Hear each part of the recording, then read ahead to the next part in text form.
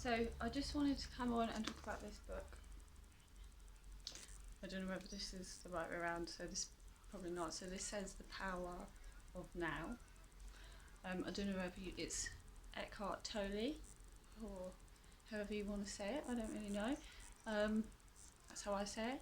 But this is my book, and this is quite an old book. As you can see, it's a bit in bad condition. So yeah, I've been reading. I've read this before. Obviously, you can always pick it up and read it again. Personally, I think like it's a little bit repetitive. So he says some things quite a lot. I think that's just to sort of remind you, and it installs it in you a bit. So yeah, there was a time in my life where I feel like I overthought a lot and worried a lot, and I didn't essentially live in the present, which I think most people will probably say, yeah, I do live in the present.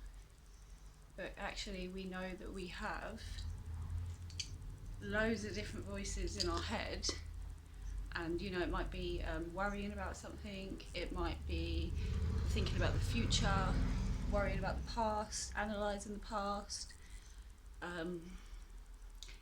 judging yourself, judging others, just saying random stuff to yourself. Like, I'm sure everyone does it. It's crazy because we all do it. I do it. And I used to do it a lot, and I feel like I've trained my mind to not do it. And it sounds mental, but it's literally, it's true. It's not mental. I don't know why I'm saying that, but some people might just think, oh, it's a load of bollocks. But actually, if you learn to love yourself, and love yourself, it sounds strange, but if you pay more attention to yourself and care more about yourself rather than letting everything else sort of mix you up in it, and even stuff you don't really worry about, you're kind of worried about, but you don't really need to be, you know.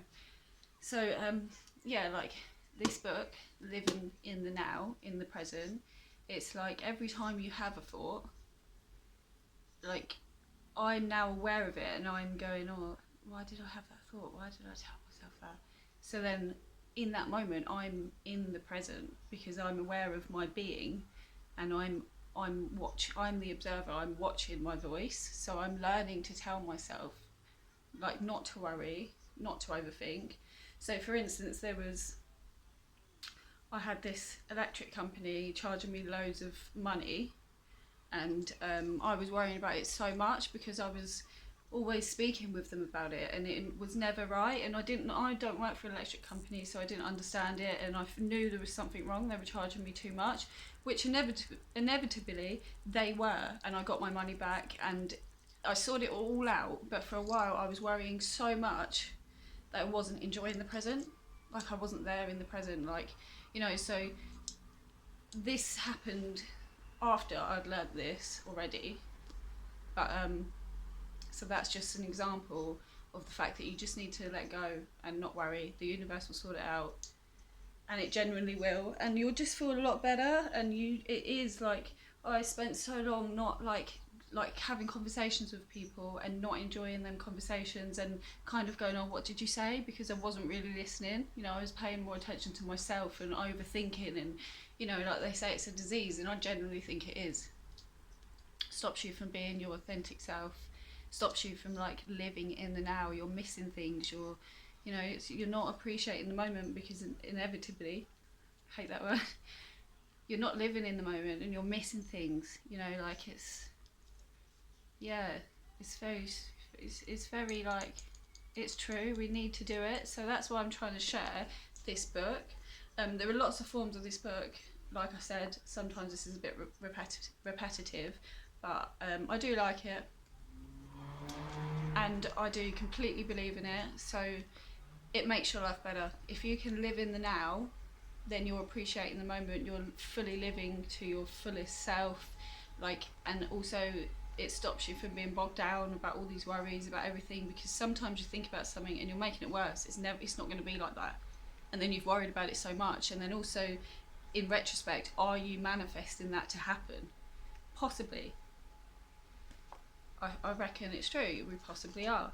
So yeah, The Power of Now, if you can read it, take time to read it, you know, take time in yourself to make yourself a better person, because that is what the world needs, that is what we need. Like, we need to stop like having this egoed self of what we should be or what people that look like us are like, and so we should be like them. No, you should be like yourself. And some people might think, oh, you're being really stupid and really like, ugh. But actually, I'm just being myself, and I've learned that this has helped me, and I've come so far from being aware of myself, living in the now. Yeah, and it really does help. So I reckon you should read this book. Like, I will always continue to read this book.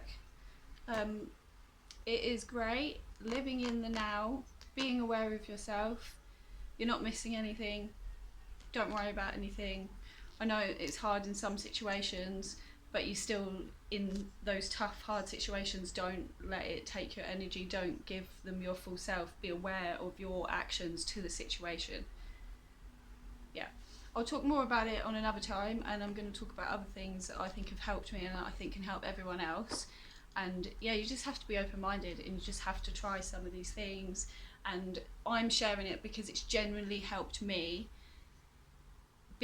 not be a better person, but be a better person for myself, and listen to myself and know what I want, instead of being influenced by things that actually I don't really want, you know. So yeah, have a lovely day.